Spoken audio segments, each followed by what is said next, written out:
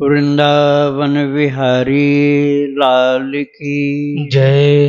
राधा रानी की जय श्री गुरुदेव भगवान की जय। श्री राधे राधे। भक्ति प्रश्नोत्तरी कार्यक्रम प्रारंभ किया जा रहा है। आइए हम भक्ति संबंधित प्रश्नों को श्रवण करें। श्री राधे राधे गुरु जी, आपके श्री चरणों में कोटि कोटि दंडवत प्रणाम। भूपेंद्र सैनी जी हैं दिल्ली से। इनका प्रश्न है, श्री राधा चरितामृत ग्रंथ के बारे में थोड़ा बताने की कृपा करें। इसमें किन लीलाओं का समावेश है? भाई ये सभी के लिए उपयुक्त तो नहीं है जो आप पूछ रहे हैं, और यूट्यूब में इसको नहीं बताया जा सकता। बात यह है कि ये है सहचरी भाव का ग्रंथ। सहचरी भाव माधुर्य भाव में भी विलक्षण भाव होता है। एक बार पोद्दार जी के सम्मुख किसी ने ऐसी वार्ता की थी तो रुष्ट हुए, बोले इसके सब पात्र नहीं होते हैं, इस बात को सबके बीच में नहीं पूछा जा सकता, न बताया जा सकता है, एकांत में ही इसकी चर्चा होती है। सामान्यतया जो दास्य भाव है, सख्य भाव है, वात्सल्य भाव है, शांत भाव है, ये सार्वजनिक होता है। माधुर्य भाव, सहचरी भाव, ये बहुत ही कम लोगों की चीज है, मतलब इसके पात्र लोग नहीं होते हैं, इसलिए इसको खुलेआम नहीं बताया जाता, इसलिए अभी नहीं आपको सुन पाएंगे। एकांत में कभी मौका मिले तभी सुन सकते हैं। श्री राधे राधे। इनका दूसरा प्रश्न है, क्या पहले से किसी को यदि शिव मंत्र की दीक्षा प्राप्त हो और वह राधा मंत्र लेने का इच्छुक हो तो क्या ऐसा संभव है? क्या इसका अर्थ है कि भगवान शिव ही राधा नाम में प्रीति करा रहे हैं? हाँ हाँ, शिव जी तो सबसे बड़े भगवान के भक्त हैं, वो तो सब भाव के धनी हैं, कोई भी भाव उनसे दूर नहीं है। जो भी भाव किसी को चाहिए उनसे मिलेगा, बस वो पात्रता देखेंगे कि आपके अंदर उसकी पात्रता है कि नहीं। यदि आप उस भाव के पात्र हैं तो भोले बाबा के द्वारा वो प्राप्त हो जाएगा। वो पात्र नहीं है, आपके जीवन में उतना पवित्रता नहीं है, उसकी योग्यता नहीं, पात्रता नहीं, तब शिवजी भी नहीं देंगे आपको। फिर आपको सरल भाव है, दास्य भाव। सेवक सेव्य भाव बिनु भवन तरिए उर्गारे। सेवक और सेव्य का भाव, जैसे हनुमान जी महाराज राम जी के सेवक हैं, ये सबसे सरल भाव है। इसमें भी बहुत ईमानदारी से लगना पड़ता है, कुछ अपनी ओर से कमी नहीं चाहिए। पूरा भजन करना, पूरा भक्त चरित सुनना है, पूरा प्रभु का चरित सुनना है, नाम जप करना है, इसमें लगे रहेंगे तो सेवक और सेव्य का भाव मिल जाएगा। दास्य भाव, जिसको दास्य भाव बोलते हैं। अब कोई बहुत आगे इसमें बढ़ेगा तो उसको वात्सल्य भाव मिल सकता है, बच्चे वाला भाव कि हमारे बच्चे हैं कृष्ण या राम या राधा रानी, वे वात्सल्य भाव। लेकिन माधुर्य भाव और सहचरी भाव जल्दी से हर किसी को नहीं मिल सकता है। श्री राधे राधे। पुष्पराज जी हैं ललितपुर नेपाल से। इनका प्रश्न है, स्वामी जी, कहा जाता है कि भगवान के भक्त भी भगवान के समान पूजनीय होते हैं। सदन कसाई भी भगवान के भक्त थे जो मांस बिक्री करते थे। मांस खाना या खाने के लिए प्रेरित करना पाप है, तो सदन कसाई को क्यों पाप नहीं लगता है? उनसे खरीद कर मांस खाने वाले को पाप लगता है या नहीं? देखो, वो उनका पैतृक धंधा था और तब तक वो विरक्त नहीं हुए थे। गृहस्थ जैसे होता है तो जो उसके माँ बाप दादा परदादा करते आए वही तो काम करेगा वो। अब उसको ये सब में जब घृणा हो जाएगी कि नहीं करना मुझे, तो घर छोड़ना पड़ेगा। तो सदन कसाई ने वैराग्य धारण कर लिया, सब छोड़ दिया। लेकिन उसके पहले उनकी भक्ति बहुत महान थी। वो भगवान का गुणगान करते रहते थे, नाम गान करते थे, गुणगान करते थे, प्रभु में ही मन लगा रहता था, ध्यान लगा रहता था।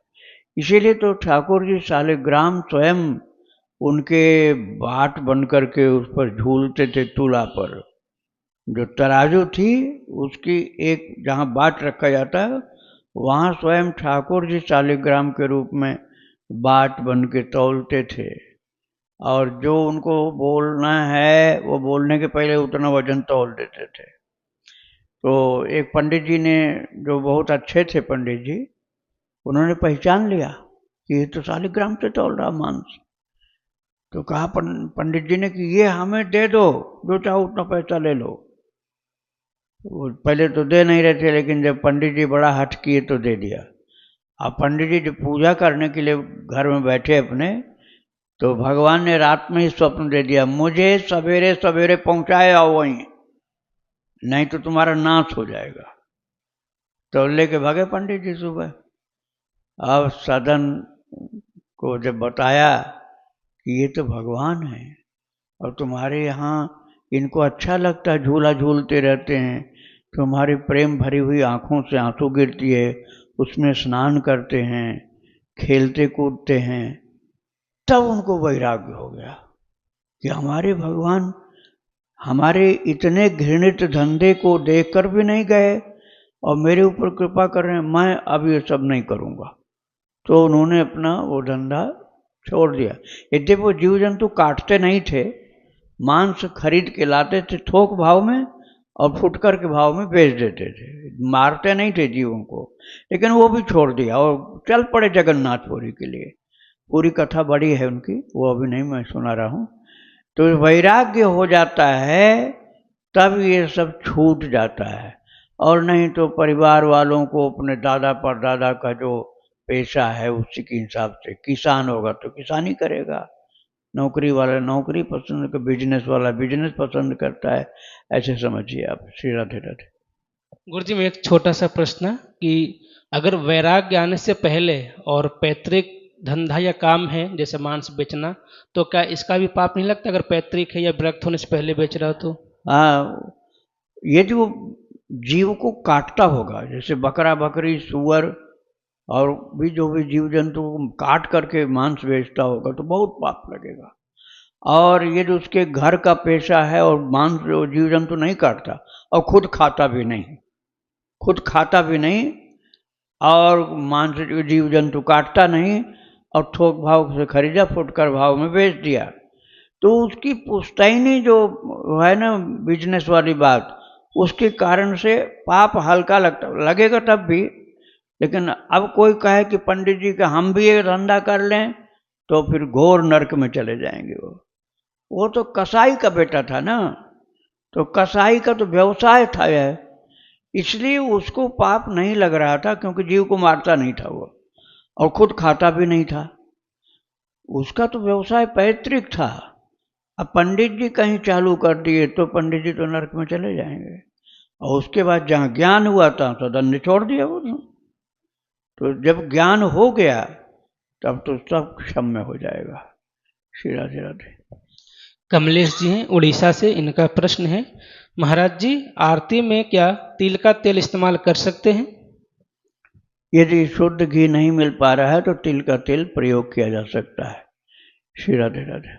बरखा जी हैं लुधियाना से, इनका प्रश्न है, राम नाम जप करती हूँ, राम नाम लेखन भी करती हूँ, ससुराल में सभी पीर या मजार जाते हैं, पर मैं तो कृष्ण भक्त हूँ, मैं नहीं जाना चाहती, प्रसाद भी नहीं लेती वहाँ का, क्या हिंदू को पीर या मजार पर जाना चाहिए?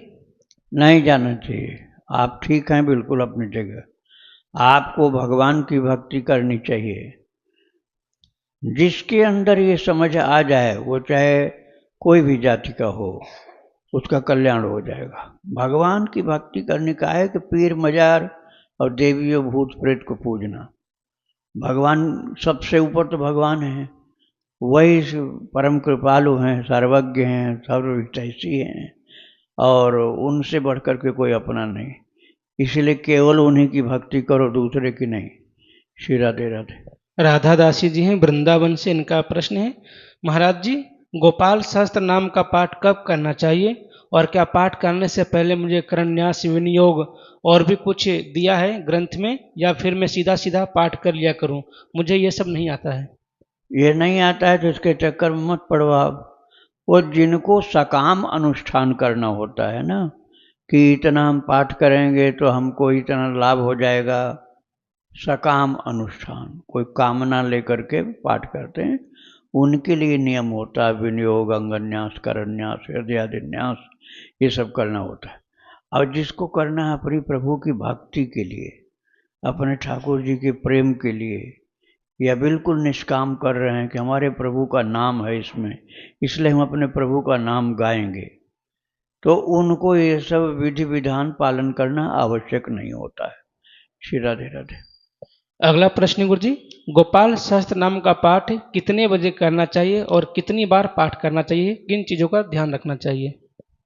यदि आप उसका पूरा फायदा चाहते हैं तो ब्रह्म मुहूर्त में पाठ करिए। ब्रह्म मुहूर्त में पाठ बड़ा है, इसलिए आप सैकड़ों पाठ तो नहीं कर पाओगे, ज़्यादा अभ्यास नहीं होगा तो एक पाठ में ही थक जाओगे, क्योंकि संस्कृत में है।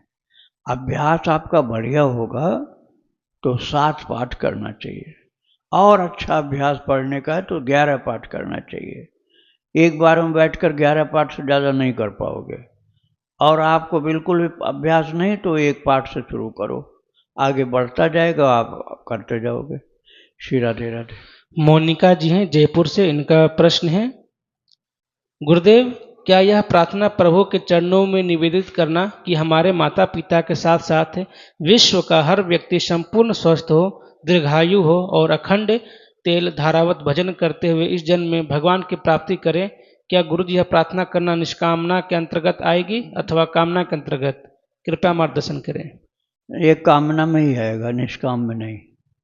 निष्काम तो तब होगा जब आप उसे प्रभु के अर्पण कर दीजिए, श्री कृष्णार्पणमस्तु, और फिर उसके बाद बोलो प्रभु ये तो आपकी कृपा से पाठ हुआ, जप हुआ, और ये आपके लिए अर्पण हो गया, आप ही ने करवाया, मेरे बस को थोड़े था ये सब करना। अब इसका हमें कोई फल नहीं चाहिए, आपको जो ठीक लगे, जो उचित लगे वो आप खुद करिए। मेरी ओर से कोई अभिलाषा, इच्छा कुछ नहीं है कि मेरे पाठ के बदले में कुछ मिले, मुझे नहीं चाहता हूँ कुछ भी। श्री राधे, ये निष्कामता है। श्री राधे राधे। इनका अगला प्रश्न है, त्रिगुणातीत कैसे बने? त्रिगुणातीत कैसे बने, ये गीता जी के 14वें अध्याय में वर्णन है। त्रिगुणातीत का अर्थ होता है गुणातीत। गुण किसको बोलते हैं? सत्व, रज और तम। ज़्यादा गंदगी है मन में तो उसी को तमोगुण बोलते हैं। सबको परेशान करना, सबको पीड़ित करना, सबका लूटना, गंदा खाना पीना, ये तमोगुण है। और रजोगुण है अपने ठाट बाट के अलावा और दुनिया से मतलब नहीं, बस हमको तो अपने ठाट बाट, अपने रुपए पैसे, अपने गाड़ी मोटर, अपनी प्रॉपर्टी, बस यही, इसी से मतलब है। दान पुण्य से मतलब नहीं, और कोई अच्छा काम करने से भी मतलब, ये रजोगुण है। और तमोगुण बता दिया, सबको सताने वाला। और सत्वगुण क्या है? हम भले कुछ कष्ट सह लें लेकिन दूसरे का भला करेंगे, सबको सुखी रखने की कोशिश करना, स्वार्थ त्याग कर परमार्थ करना, सत्य बोलना, आचरण को शुद्ध करना, मन वाणी शरीर से पवित्र रहना और भगवान का भजन करना, ये सत्व गुण। तो अब ये गुणातीत होना है आपको, तो पहले तमोगुण छोड़ो। गंदा खान पान छोड़ दिया, किसी को सताना छोड़ दिया, झूठ बोलना छोड़ दिया, अरे तमोगुण का त्याग हो गया। अब रजोगुण छोड़ो। इसके बाद रजोगुण छोड़ने का मतलब हुआ शान शौक और ज़्यादा बिजनेस माइंड हो करके चालाकी, चतुराई, धोखा देना, ये सब करते हो, ये रजोगुणी, ये भी छोड़ो। अब सत्वगुण क्या है? खूब भक्ति करो, खूब भजन करो, दूसरों की सेवा करो, ये सत्वगुण है। अब ये करने के बाद इसको भगवान को अर्पण कर दो। जो भी प्रभु आपने कराया, ये सेवा, ये पुण्य दान या भजन, ये मैं नहीं कर सकता था, ये आपने कराया, आप ही को अर्पण है। तो ये सत्व गुण का भगवान के लिए अर्पण हो गया। तमोगुण का त्याग हो गया, रजोगुण का त्याग हो गया, सत्व गुण का कार्य किया और फिर भगवान को अर्पण करके फिर कह दिया कि प्रभु हमें इसका फल नहीं चाहिए, आपका है ये सब, आप ही का दिया हुआ शरीर है, मैं भी आप ही का हूँ। तो ये तीनों गुणों से आप मुक्त हो गए, इसी को बोलते हैं त्रिगुणातीत। श्री राधे राधे। इनका अगला प्रश्न है, गुरुजी, पति देव के अंदर भगवान देखकर व्यवहार करना और केवल पति ही देखकर व्यवहार करने में क्या अंतर होगा? गुरुजी, किसी भी संबंधी को भगवान रूप में देखने पर हमारे साथ उनसे व्यवहार में क्या परिवर्तन होता है? भगवान के रूप में देखना बड़ा कठिन कार्य है, इतना सरल नहीं है। जैसे आपने पूछा है ऐसा आप नहीं मान पाओगे। पति देव थोड़ा सा डांट लगाए, उसी दिन भगवान की जगह शैतान मान लोगे आप। उसी दिन नाराज और चल दिए मायके और झगड़ा और मुकदमा करना, भूल जाओगे कि पति देव भगवान है। जहां उन्होंने डांट लगाई और एक आध थप्पड़ मार दिया, बस भगवान की जगह शैतान बता दोगे। इतना सरल नहीं है कि पति देव को आप भगवान मान लोगे। आप भगवान को ही पहले भगवान मानो, उन्हीं में संदेह किए रहते हैं। भगवान को ही मानने में संदेह किए रहते हैं। यहाँ तक कि बोल देंगे भगवान नहीं, भगवान कोई था नहीं, कोई है नहीं, होता नहीं। राम को, कृष्ण को, सबको कह दें वो तो राजा के लड़के थे। ये नास्तिकता की बातें हैं। तो पहले भगवान को तो भगवान मानो और अपने को उनका सेवक मानो। इसके बाद जो कोई भगवान का विशेष प्रेमी हो, फिर ये मानो कि इनके अंदर भगवान लीला करते हैं, इसलिए भगवान की तरह से पूज्य हो रहे हैं, पवित्र हो रहे हैं। उनके अंदर भगवान को देखने का प्रयास करो, भगवान के विशेष प्रेमी भक्तों को। फिर इसके बाद अब इसमें टिकाव यदि हो गया, तब फिर आप किसी संत को, भक्त को देख करके भगवान मान सकते हो। उसमें भी ठहराव मुश्किल होगा। इसके बाद कोई महान पवित्र कर्म करने वाला, बहुत सामर्थ्यवान, कोई सेवा परायण, दान परायण, दुख कातर, बहुत सद्गुणों का भंडार कोई हो, उसको आप कह सकते हैं अरे भाई मनुष्य रूप में भगवान ही हैं, इतना कौन करेगा किसके लिए। तो वहां मन थोड़ा ठहरेगा। अब छोटी सी बात में गुरु को भी कह देता, अरे ये तो हमारी तो सुनते नहीं, सबकी सुनते, बस गुरु जी कैंसिल हो गए आपके पैमाने में। आप गुरु को गुरु नहीं मानते हो। अब ऐसे गुरु के लिए कहा गया है गुरुर्देव महेश्वर, गुरु ब्रह्मा गुरु विष्णु। अब सब कुछ गुरु के लिए कहा गया, लेकिन गुरु जी आपकी बात नहीं माने तो आप नाराज हो गए। अब गुरु जी आपसे छोटे हो गए, तो आपने पहले ठाकुर जी को ही मानना शुरू करो। ठाकुर जी में अनन्यता लाओ, उन्हीं की अनन्य भक्ति अपने अंदर पैदा करो। धीरे धीरे भगवान के भक्तों से भी प्रेम करो। और जो आपने कहा ना वो पति को भगवान मानने की बात, और शुरू में कुछ चल सकता है। शादी होने के बाद प्रेम होगा, भले ही सांसारिक प्रेम है वो, लेकिन वो जहाँ स्वार्थ बिगड़ा, जहाँ प्रेम में खटास आई, तहाँ वो बात बिल्कुल मिट्टी में मिला दोगे आप। इसलिए वो मानने में प्रैक्टिकल नहीं है। भगवान को ही भगवान मान के उनसे प्रेम करो, अनन्य भक्त बनो, इसी में कल्याण है। श्री राधे राधे। इनका आखिरी प्रश्न है, गुरुजी, पूरे विश्व के लिए जब हम सर्वे भवन्तु सुखिनः, सर्वे सन्तु निरामया, सर्वे भद्राणि पश्यन्तु मां कश्चित् भवेत् की प्रार्थना करते हैं, तो हमारा पुण्य बनता है अथवा केवल हमारे भाव का ही शुद्धिकरण होता है? ये केवल वाणी तक ही रहता है, अंदर से कोई नहीं मानता। मतलब कई करोड़ में एक आध आदमी कोई हो सकता है कि जो माने। बोलने को सब बोल देते हैं, सर्वे भवन्तु सुखिनः। अभी उस लाइन में कोई बढ़िया चीज मिल रही हो तो सबसे आगे भागेंगे, सबसे आगे ना, हमको पहले चाहिए। अब भूल गए सर्वे भवन्तु सुखिनः, सब लोग सुखी हों, ये बात भूल गए। अपने बच्चे का नाम तो आगे करना चाहेंगे, अपने को आगे करना चाहेंगे, दूसरे को धक्का मार के गिरा देंगे, तो कहाँ सर्वे भवन्तु सुखिनः हुआ। बोलना अलग बात है, जीवन में प्रैक्टिकल लाइफ में ऐसा होना, बहुत उदार दिल का आदमी हो तब होता है। बहुत उदार दिल का आदमी होगा तो कहेगा भैया मैं उठ जाता हूँ, आप सीट पर बैठ जाओ, आप बूढ़े हो, बीमार हो, हम खड़े हो जाते हैं बस में। इतना भी करने वाले कम मिलेंगे, धक्का दे करके जगह बनाए लेंगे अपनी। तो कहाँ सर्वभौम सुखी न हुआ। ये बोलने का तो सरल है, बोल दिया, लेकिन अपने जीवन में ऐसा उतारो कि सब लोग सुखी रहें, हम उनकी जगह दुख भोग लें। रणदेव महाराज का, अम्बरीश जी का चरित्र इसीलिए तो महान हुआ। हर कोई थोड़े वैसा हो जाता है। सर्वे संतु निरामया, सभी बीमारियों से मुक्त रहें। दवाई फ्री में बटे तब देखो पहले कौन लेता, तुम लोगे दूसरे को लेने दोगे। और सर्वे भद्राणि पश्यन्तु मां कश्चित् दुख भाग भवेत्। सर्वे भद्राणि पश्यन्तु, सब लोग अच्छा अच्छा देखें। और गंदगी अपने घर के अलावा बगल के घर की यदि आ जाए तो लड़ाई हो जाएगी। बगल के घर की गंदगी आपके दरवाजे पर आ गई तो आप भूल जाओगे कि सर्वे भद्राणि पश्यन्तु, सब लोग अच्छा ही देखें। अब ये बात भूल जाओगे, आप तो झगड़ जाओगे, तुम्हारे घर का कूड़ा मेरे सामने कैसे आया।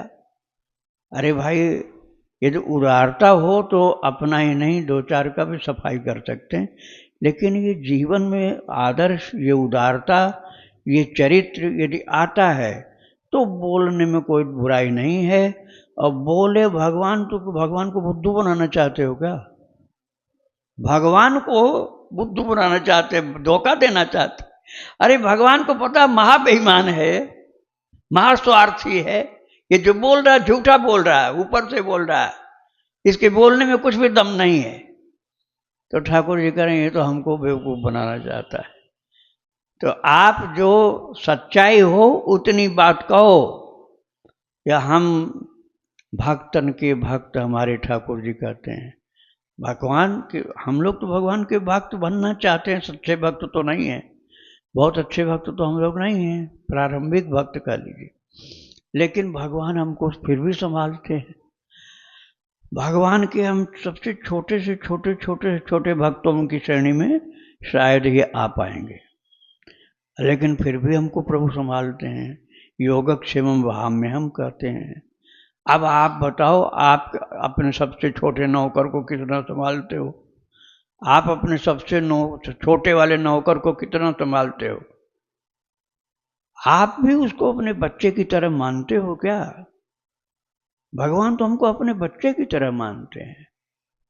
तो हम जो बोलते हैं उसमें परिष्कार करें, शब्दों में ही नहीं, जीवन में, तो उसका महत्व होता है। राधे राधे। राहुल जी हैं दिल्ली से, इनका प्रश्न है, भगवान को शहद, दुग्ध, दही, शक्कर आदि से स्नान क्यों कराते हैं? इस स्नान का क्या अभिप्राय है? श्री राधे। पर उसको कहा जाता है पंचामृत।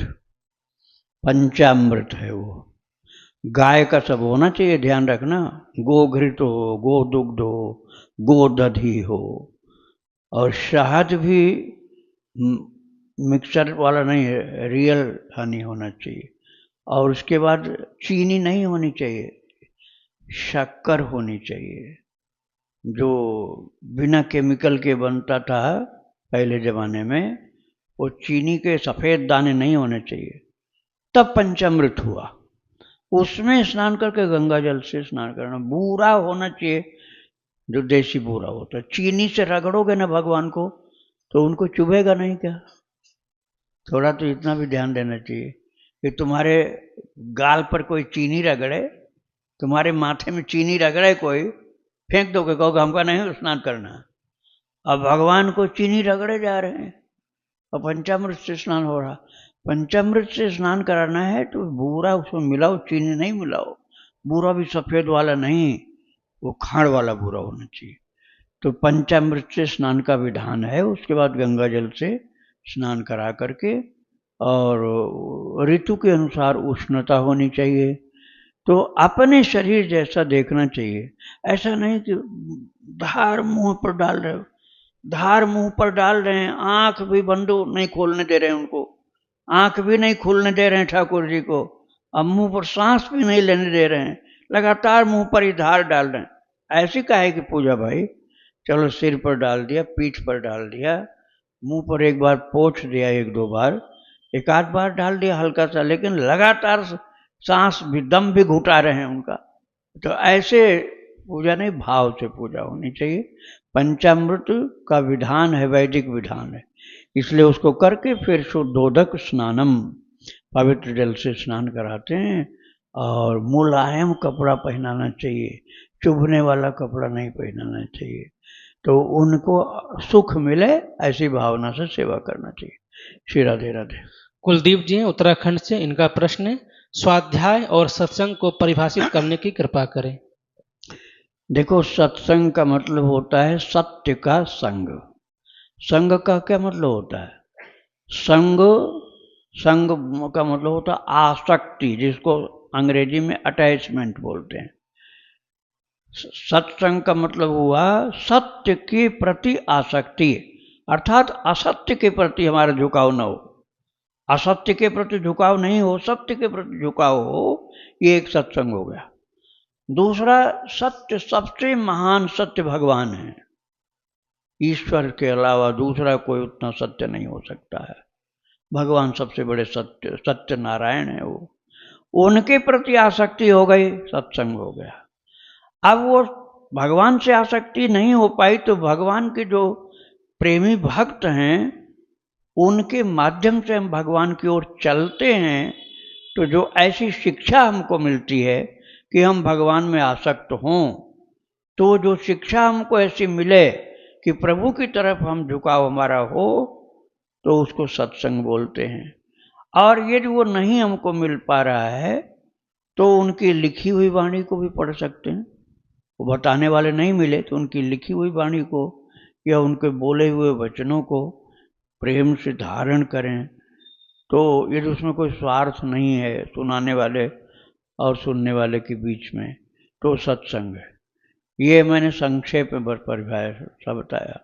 और वैसे स्पर्श कर देना, यहाँ तक कि सुंदर कांड में तो लिखा हुआ, तात स्वर्ग अपवर्ग सुख धरिय तुला एक अंग, तूल न ताहि सकल मिली जो सुख लव सत्संग। एक मुष्टिका मारा हनुमान जी ने, किसको? सिंहिका को। सिंहिका को मारा, रुधिर बमत धर नीठन मणि, अपुर संभारी उठी सोई लंका, विनय पान कर जोर सतंका। अब हाथ जोड़ के क्या बोली कि आज मुझे जो सत्संग मिला वो जिंदगी में नहीं मिला। और हनुमान जी ने कुछ सुनाया था, एक मुष्टिका मारा था, बस इतने में सत्संग हो गया। कैसे सत्संग हो गया? क्योंकि उसको याद आ गया कि ब्रह्मा जी ने जब तप की थी तो ये कहा था, विकल हो सी जब कप के मारे। जब एक बंदर के मारने पर तू व्याकुल हो जाना, तो समझ लेना अब भगवान का अवतार हो गया। तो अब मुझे पता चल गया कि आप भगवान के भक्त हैं और भगवान का अवतार हो गया। हनुमान जी के एक मुष्टिका से ही सत्संग हो गया। तो ऐसे सत्संग किस रूप में प्राप्त हो जाए, आप श्रद्धावान बनोगे तो इसका लाभ आपको मिलता है। दूसरा शब्द क्या था? स्वाध्याय। स्वाध्याय और सत्संग में अंतर ये है कि सत्संग को हम कान से श्रवण करते हैं या नेत्रों से भी सत्संग होता है। सिद्ध पुरुष का सत्संग, जैसे राधा बाबा का, रामकृष्ण परमहंस का, और श्री पोद्दार जी महाराज का, और भी गया प्रसाद जी महाराज, जो प्रेम से वो दृष्टि डाले हैं, काठिया बाबा, रामदास काठिया बाबा, तो उनकी प्रेम भरी दृष्टि से जीवन में परिवर्तन हो जाता है, उससे आशीर्वाद मिल गया, वो सत्संग। और स्वाध्याय होता है स्व का अध्यय। स्व मतलब अपने आप, सेल्फ। सेल्फ का अध्ययन करना, स्टडी। अपनी स्टडी करो, अपनी स्टडी करो कि तुम कहाँ पर हो।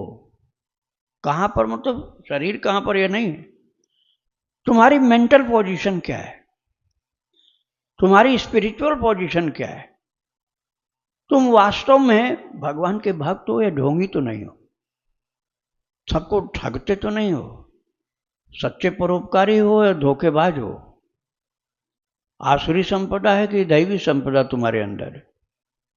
इसको अध्ययन करें कि हम कहाँ हैं, इसको बोला जाता है स्वाध्याय। स्वाध्याय मतलब स्व का अध्ययन। हम अपने आप को देखें कि हम किस पोजीशन में हैं, ये स्वाध्याय है। लेकिन ऐसी बढ़िया स्वाध्याय की स्थिति यदि हमारी नहीं है तो फिर उस दिशा में चलने के लिए जो ग्रंथ पढ़ते हैं, जैसे गीता जी पढ़ना अर्थ सहित, गीता जी को पढ़ना, रामायण को अर्थ समझ के साथ पढ़ना, भागवत जी को, उपनिषद को समझ के साथ पढ़ना, हम अपने सेल्फ की स्टडी करेंगे। लेकिन अभी हमारे में इतना इम्प्रूवमेंट नहीं हुआ है कि हम अपने आप का परीक्षण कर सकें। तो हम अपने आप का परीक्षण करने लायक बने, उसके लिए जो हम अध्ययन करते हैं उसको स्वाध्याय बोला जाता है। तो उसमें आत्म परीक्षण की आवश्यकता सबसे इम्पोर्टेंट होती है, स्वाध्याय जो है। और सत्संग की बात मैंने पहले बता दिया है। मुझे भगवान की भक्ति में भगवान हमको मिलेंगे कि नहीं, दिखाई पड़ेंगे कि नहीं? भगवान से आपका अपनापन कितना है पहले ये देखना पड़ेगा आपको। पिता मानते हैं ना। हाँ।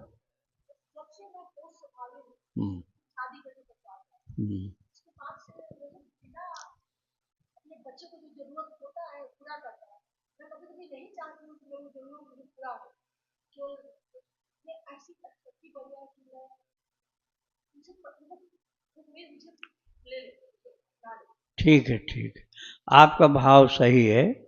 बस आपको प्रेम भी जरूरी है, केवल हाँ, तो प्रेम के बिना दर्शन नहीं हो सकता है। मिलहिन रघुपति बिनु अनुरागा, मिलहिन रघुपति बिनु अनुरागा, कि कोटि तप जोग विरागा। तुलसीदास जी ने कहा जब तक अनुराग मतलब प्रेम जब तक नहीं होगा भगवान नहीं मिल सकते हैं। भगवान देखते हैं कि तुमको प्रेम कितना मुझसे। अभी जैसे जा रहे हैं भगवान से मिलने और रास्ते में सोने की सिल्ली पड़ी मिल गई 10 किलो की, अब कहेंगे फिर कभी जाएंगे, पहले बच्चों का काम करो।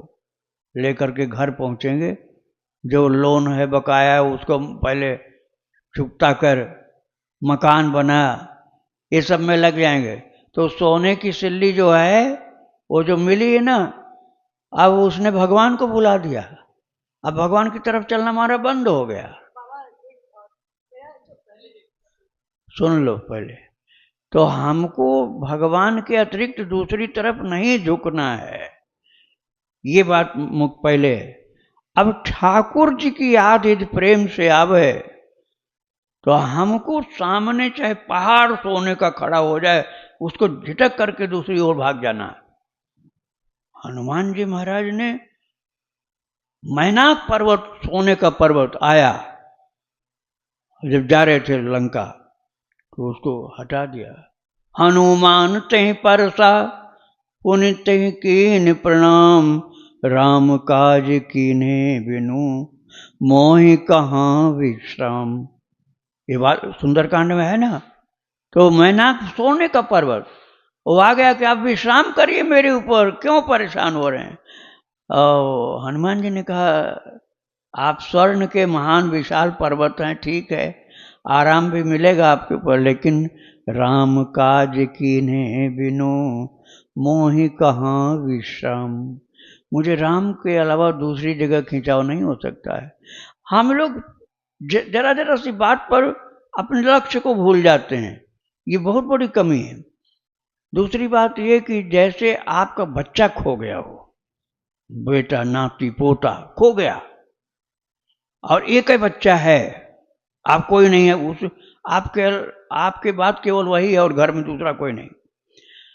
अब आप चाहे जो भी देना पड़े दे दोगे, लेकिन हमारा बच्चा मिल जाएगा, और रो रो कर बुरा हाल। अब उस समय उस बच्चे के अलावा कोई भगवान नहीं दिखता, यही मिल जाना चाहिए। ऐसे भगवान के लिए तुम्हारा रोना जब चालू हो रात दिन, और उसके बदले कुछ न ले हम, तो इसको कहते हैं प्रेम। तो बहुत ज्यादा तीव्र प्रेम होगा तब ठाकुर जी मिलेंगे। इतना आसान नहीं है ठाकुर जी की प्राप्ति। श्री राधे राधे महाराज जी। राधे राधे। अमेरिका में कुछ भक्तों के संग से नाम जप करना प्रारंभ किया। वैसे तो अदम पापी हूँ, बहुत पाप किए मैंने, पर जैसे नाम जब पहले करता था तो हरे कृष्ण महामंत्र से चालू किया था। तो हरे कृष्ण महामंत्र तो मन विचलित हो जाता था। तो फिर मन में विचार आया कि जैसे पहले माला जब की तो प्रभु श्री राम जी की बचपन से लेके अंतर ध्यान हुए तब तक की लीलाओं को याद किया। फिर दूसरी तीसरी माला में जैसे भगवान श्री राधा रानी से भगवान श्री कृष्ण की लीलाओं को याद किया। और फिर जैसे वृंदावन के रसिक संतों को और भक्तमाल की कथाओं को, तो नाम जब चालू हुए उसके साथ साथ भक्तमाल की कथाओं को और उनकी जीवनी को क्या या स्मरण कर सकते हैं? बहुत अच्छा रहेगा, करना चाहिए। नाम जप तो करना ही करना है। इसके अलावा जो प्रभु के प्रेमी हैं, जिनके चरित्रों को सुन करके हमारे जीवन में ऐसा मौका आता है कि हम अपने डाइवर्ट हो करके दिशा हमारी सुधर जाए और हम भगवान की ओर चल पड़ते हैं। जिनके चरित्र को सुन करके, जिनके चरित्र को सुनकर प्रेम जागृत होता है, ज्ञान जागृत होता है, वैराग्य जागृत होता है, उनका चरित्र सुनने से बहुत फायदा होगा। नाम जप भी करना है और उनके चरित्र को भी सुनना है, जरूर सुनो। उसमें कोई संप्रदाय का भेद मत करना, इस संप्रदाय के संत होना चाहिए, ऐसा नहीं है। प्रभु का प्रेमी होना चाहिए, संप्रदाय चाहे जो हो। श्री राधे राधे। अब अच्छा रहेगा, बहुत लाभ होगा। तो नाम जप जप के मतलब माला जप कर रहे हैं उसके साथ साथ हाँ, साथ में सुन सकते हो। मतलब हाँ। मन में स्मरण कर सकते हाँ, हैं। बिल्कुल बिल्कुल। महाराज जी, दूसरा सवाल है। हाँ, बोलिए। जैसे मैंने मीराबाई जी के, श्री मीराबाई जी के और श्री सूरदास जी के और श्री अष्टछाप कवि के और काफ़ी सारे वृंदावन के रसिक संतों के पद को सुनता हूँ तो उससे भाव ज़्यादा बढ़ता है। तो क्या उन पदों को भी नाम जप के समान गिन सकते हैं? नहीं, नाम जप का जो नियम बनाया उतना पूरा करना चाहिए। जैसे आपने मान लीजिए 64 माला या 128, 1 लाख 2 लाख जो भी आपका नियम है, उतना पहले पूरा करो। नहीं तो छूटने लग जाएगा तो छूट ही जाएगा, फिर जप नहीं करोगे। क्योंकि उसकी जगह पर दूसरा कुछ यदि आ गया तो आपको नाम जप का अभ्यास छूट जाएगा। और मन जो समझा देगा कि हम तो कुछ न कुछ कर ही रहे हैं, मन जो धोखा देगा, आप मान जाओगे उसकी बात और जब छूट जाएगा। इसलिए जप की संख्या पहले पूरी करो, वो जब पूरा हो जाए तब इस पद को सुनो या और कुछ करो जो भगवान के संबंधित हो। अच्छा वो है, लेकिन उसके कारण से नाम जब यदि कम हो गया तो हानि है फिर। श्री राधे। मेरे भाई वो मानसिक और शारीरिक रूप से विकलांग है। अच्छा। तो उनको नाम जब तो तो पता नहीं, पर उनको नाम लिख के देते और वो नाम लिखते हैं उसके पीछे तो छोटा सा नाम जप करो, जैसे राधा राधा राधा, राम राम राम राम, सीताराम सीताराम सीताराम, राधे श्याम राधे श्याम राधे श्याम। और प्रेम से संख्या पूरी करनी तब तो ऐसे बोलना पड़ेगा जैसे मैं बोल रहा हूँ।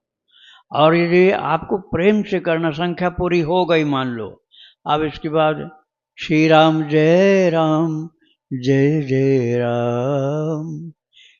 राम जय जय राम। अब गिनती नहीं करोगे, गिनती वाला तो पहले कर लिया जल्दी जल्दी, उसके बाद गा गा के मस्त हो, प्रेम इससे बढ़ता है। श्री राधे। वो जैसे प्रसाद पाते हैं, भोजन कर रहे हैं, उस समय कुछ कर्ण मतलब कई बार ऐसा गिर जाते हैं, नीचे गिर जाते हैं, तो उसमें कहा जाता है कि नीचे गिरे हुए जो कर्ण हैं उन पे प्रेत का अधिकार, मतलब कुछ कथावाचकों के मुखारबिंद से सुना, तो उसको अपने को लेना चाहिए। जैसे प्रसाद पा रहे हैं तो उसको लेना चाहिए या छोड़ देना चाहिए? भाई ये सब बातें बहुत गलत हैं। प्रेत पाले हो क्या दो चार? तुम्हारे घर में दो चार प्रेत रहते हैं क्या? फिर कौन लेने आएगा वो गिरा हुआ? अरे कोई कुत्ता बिल्ली तो है नहीं प्रेत पाले हुए हैं कि चलो गिरा तो उनको उठाते जाएंगे। भगवान का प्रसाद जो है दिव्य होता है, वो जहां गिरा है उसको आदर के साथ उठा लो। हाँ, कूड़ा कचड़ा में गिरा है तो मत उठाओ, कीड़ा मकोड़ा चींटी चींटा ये सब खा लेंगे। जो भगवान का खूब भजन करता है ना, उसके यहाँ प्रेत आ ही नहीं सकता है। और वो भगवान का प्रसाद क्या उठा पाएगा? भगवान के प्रसाद में इतना तेज होता है कि प्रेत भय के मारे भाग जाएगा वहां से। ये झूठी बातें हैं। मेरी एक छोटी सी प्रश्न है। मुझे गुरुजी ने एक राधे कृष्ण का मंत्र दिया, तो क्या मैं घूम रहा हूँ, टहल रहा हूँ, जैसे परिक्रमा कर रहा था कर वृंदावन, वैसी अवस्था में उस मंत्र का जाप अगर हम करते हैं तो उचित है या नहीं? गिनती करना है यदि तो नंगे पैर तो घूम सकते हो, जूता चप्पल पहन के नहीं। यदि गिनती करना है और गिनती पूरी हो गई तो अब आप बिना माला के भी कर सकते हो, जूता चप्पल पहने भी कर सकते हो, लेकिन उसका कैलकुलेशन नहीं होगा। और खूब गा कर, रो कर, चिल्ला करके, जैसे बने कमरा अपना बंद कर लिया, खिड़की दरवाजा बंद, अकेले रहो, दूसरा कोई आने न पावे, और रो चिल्लाओ और भगवान का नाम रो रो करके पुकारो। उसकी गिनती नहीं होती, वो प्रेम की पुकार है। और ठाकुर जी उससे हमारी उनकी दूरी का फासला कम होता जाता है, इतना निकट हो जाते हैं कि हमको उनका अनुभव होने लग जाता है। तो उसके लिए प्रेम की पुकार ज़्यादा जरूरी होती है। हाँ, गिनती भी करनी चाहिए, लेकिन गणना का जो निश्चित अंक है उसको पार करने के बाद प्रेम से चिल्लाकर पुकार करके भगवान को बुलाना चाहिए। श्री राधे राधे। वृंदावन बिहारी लाल की जय। राधा रानी की जय। श्री गुरुदेव भगवान की जय।